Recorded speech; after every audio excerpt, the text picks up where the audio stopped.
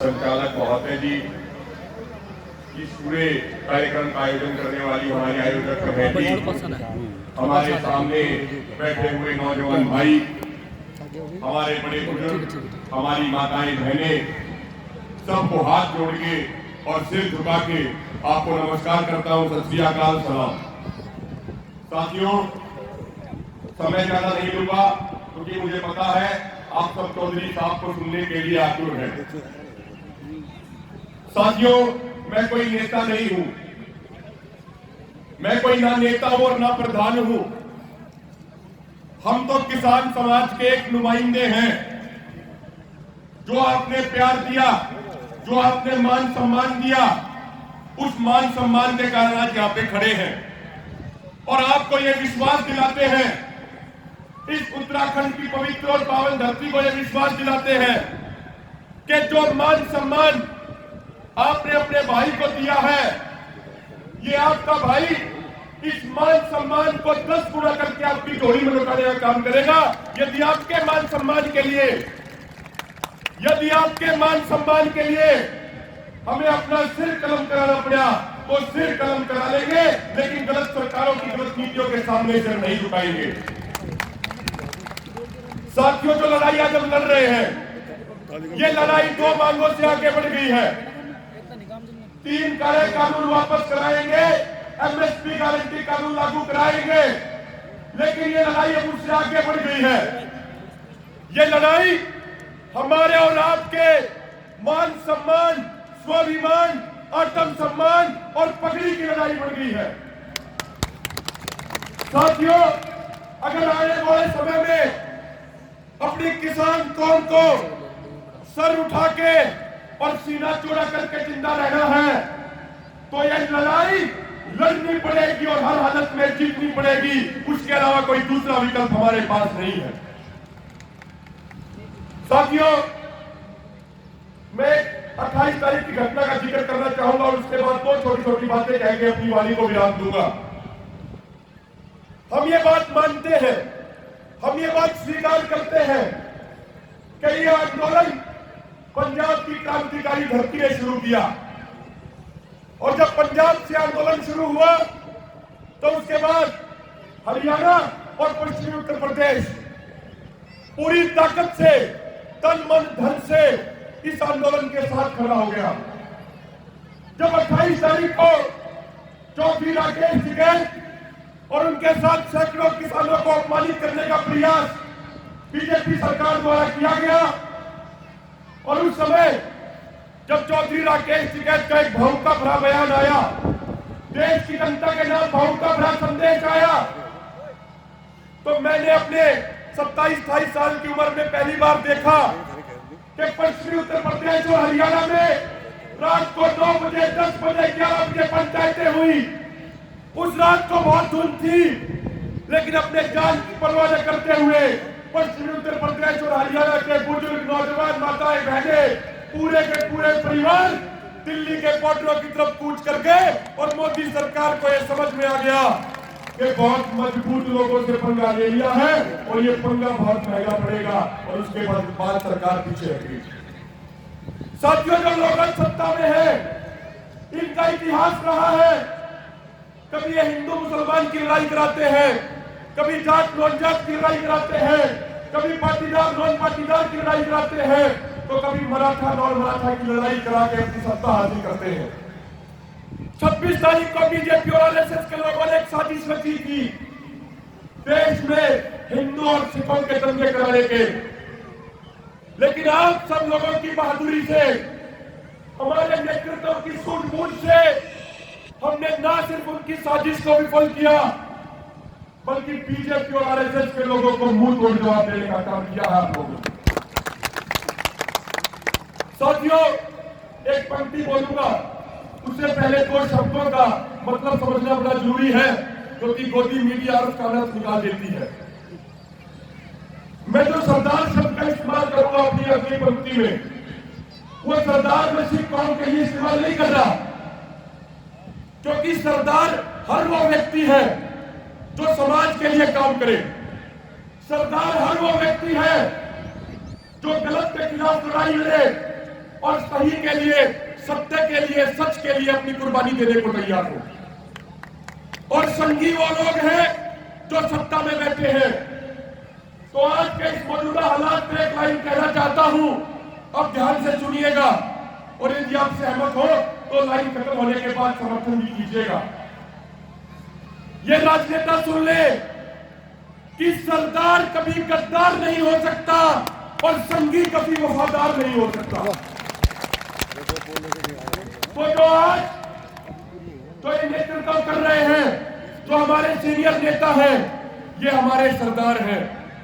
इन्होंने देश के लिए, कौम के लिए शहादत दी है, हमारे पूर्वजों ने कुर्बानी दी है।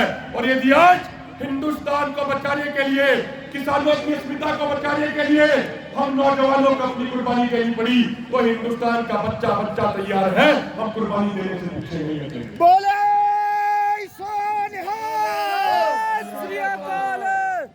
साथियों, दो छोटी छोटी बातें आप समझिए।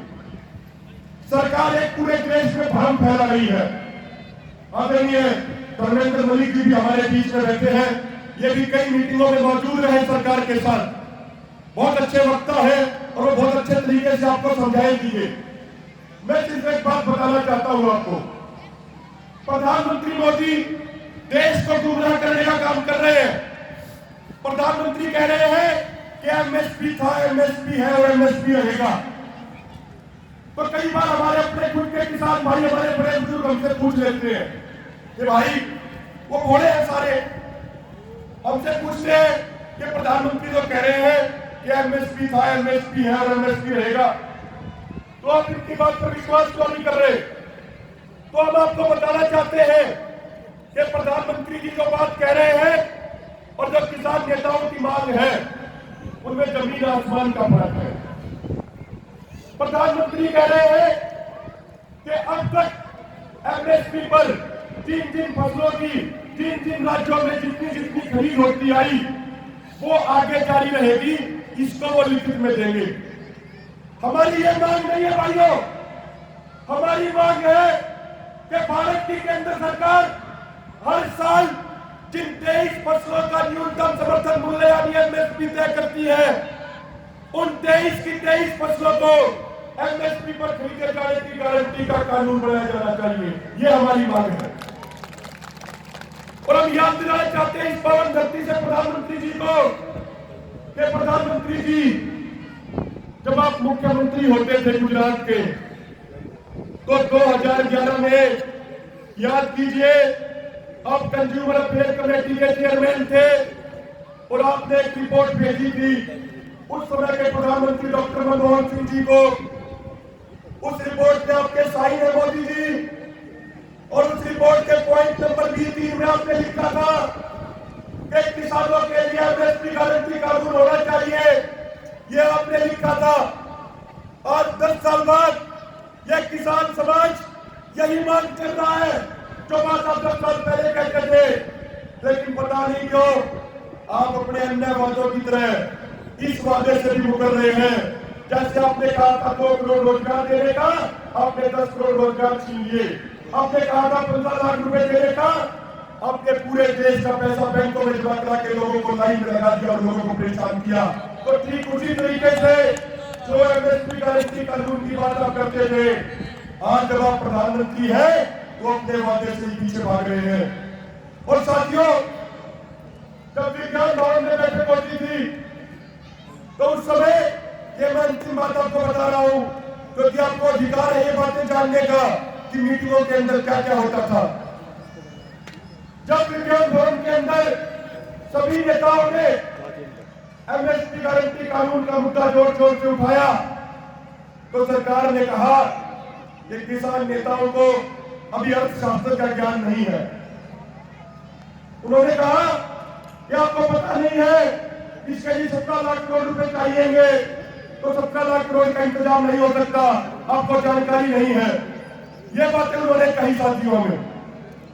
तो हमारे किसान नेताओं ने, सभी लोगों ने जवाब दिया कि आप देश को गुमराह कर रहे हैं।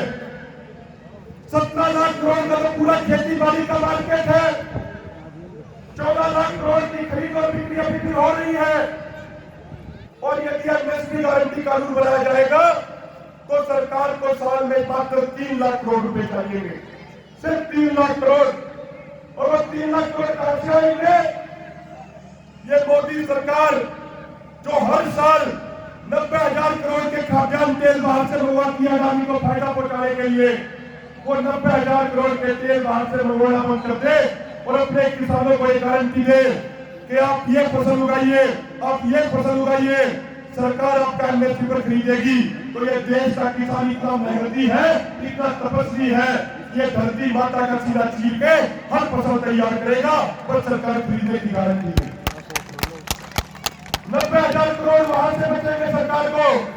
80,000 करोड़ की जो दाल बाहर से मंगवाते हैं वो बंद कर दी जाए। 10,000 करोड़ का जो दूध का पाउडर बाहर से मंगवाते हैं वो बंद कर दिया जाए। तो लगभग 2 लाख करोड़ तो यहीं से आ गए। तो भाइयों, यदि सरकार की नीति और नीयत साफ हो जाए तो एमएसपी गारंटी कानून बनाना कोई बड़ी बात नहीं है। और मैं आपको बताना चाहता हूं अंत में, एक 36 देशों के संगठन ने हम सब के बारे में एक रिपोर्ट बनाई, यानी भारतीय किसानों के बारे में। और उस रिपोर्ट में उन्होंने लिखा कि यदि पिछले 17 सालों में जो भी सरकारें राज में रही, यदि ये किसानों के साथ वादा खिलाफी और धोखाधड़ी नहीं करते तो भारत के किसानों को 45 लाख करोड़ रुपए मिलने चाहिए थे। भाइयों, 45 लाख करोड़ रुपए हम सबको मिलने चाहिए थे, जो सरकारों ने हमें नहीं दिए। ये मैं बात कर रहा हूं उस एमएसपी की जिसका वादा सरकार ने किया। स्वामीनाथन आयोग की रिपोर्ट की बात तो अभी छोड़ दो, उसके हिसाब से तो गेहूं का समर्थन मूल्य 3,150 बनता है। मेरे भाइयों, आज हमारे ऊपर देश के सभी किसानों के ऊपर संपूर्ण कब्जा मात्र 10 लाख करोड़ का है। और जो सरकारों ने हमारा नहीं दिया, जो सरकारों के हमारा बकाया है वो है 45 लाख करोड़। तो यदि आगे से कोई भी बैंक वाला अधिकारी आपके पास आए कर्जा लेने के लिए, कर्जा वापसी करने के लिए, तो उसको एक बात कह देना कि जो हमारा 45 लाख करोड़ रुपए सरकारों की तरफ बकाया है, पहले हमारा 45 लाख करोड़ दे दो, उसके बाद 10 लाख करोड़ निकालो। अंत में 2 पंक्तियां कह के अपनी वाणी को विराम दूंगा। मोदी साहब, जो हमारा इतिहास है, जहां हम आज खड़े हैं, इसके पीछे हमारे शहीदों की शहादत है। और जो 300 से अधिक किसान शहीद हो गए, उनको भी ये पंक्तियां समर्पित करना चाहता हूं कि खून से लिखा इतिहास शाही से नहीं मिटने देंगे। खून से लिखा इतिहास शाही से नहीं मिटने देंगे। बेच दिया होंगे रेल और जहाज तुम्हें, लेकिन देश के किसान को हम नहीं बिकने देंगे। देश के किसान को हम नहीं बिकने देंगे। कुछ नारे लगा दीजिए अंत में, दोनों हाथ ऊपर करके। जिसकी रगों में किसान का खून है, जो दिन में 3 वक्त की रोटी खाता है, वो नारे लगाएगा। और जो 3 वक्त की रोटी किसान के खेत की नहीं खाता, वो नारे में शंका लगाएगा। दोनों हाथ ऊपर करके भी। किसान एकता जिंदाबाद, जिंदाबाद जिंदाबाद, किसान एकता जिंदाबाद, जिंदाबाद जिंदाबाद, मोदी सरकार मुर्दाबाद, मुर्दाबाद मुर्दाबाद, मोदी सरकार मुर्दाबाद, मुर्दाबाद मुर्दाबाद। जय जवान, जय किसान, जय जवान, जय किसान। मैं समय ज्यादा ले लिया, इसके लिए आपकी कोशिश क्षमा चाहता हूँ, माफी चाहता हूँ।